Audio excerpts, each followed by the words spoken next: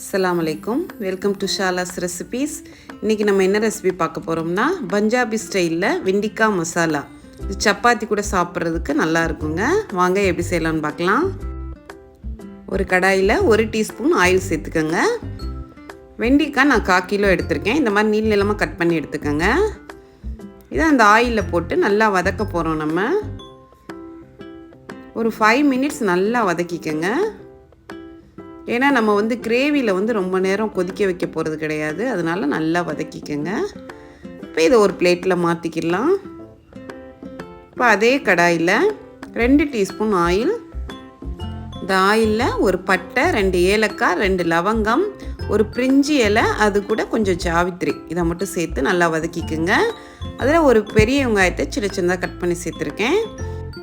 இதில் 3 பச்சை மிளகாய் நான் சேர்த்துருக்கேன். நீங்கள் வேணும்னா எக்ஸ்ட்ராவே சேர்த்துக்குங்க காரத்தக்கன. அதையும் சேர்த்து நல்லா வதக்கிக்கிடலாம். வெங்காயம் நல்லா வதங்கி வரணும். இதில் 1 டீஸ்பூன் இஞ்சி பூண்டு பேஸ்ட்டு சேர்த்து அந்த பச்சை வாடை போகிற அளவுக்கு நல்லா வதக்கிக்கோங்க. இப்போ இதுக்கு தேவையான மசாலா நம்ம சேர்த்துடலாம். 1/4 டீஸ்பூன் மஞ்சள் தூள், 1 டீஸ்பூன் மிளகாய்த்தூள், 1 டீஸ்பூன் மல்லித்தூள், 1/2 டீஸ்பூன் ஜீரகத்தூள், எல்லாத்தையும் சேர்த்து நல்லா எண்ணெயில் வதக்கிக்கோங்க.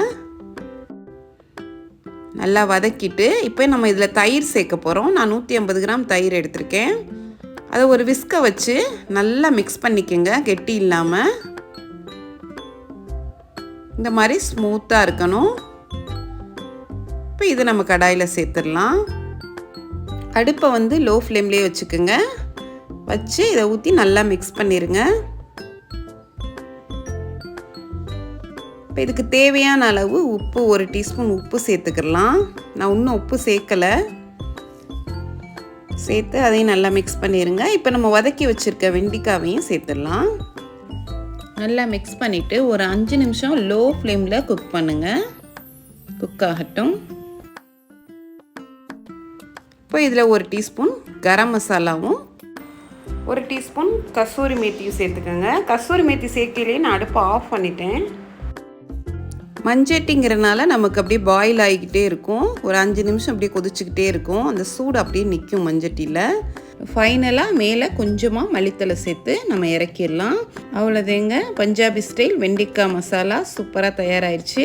சப்பாத்தியோட இந்த மசாலாவை நீங்கள் சாப்பிட்டு பாருங்கள். அவ்வளோ டேஸ்ட்டாக இருக்கும்.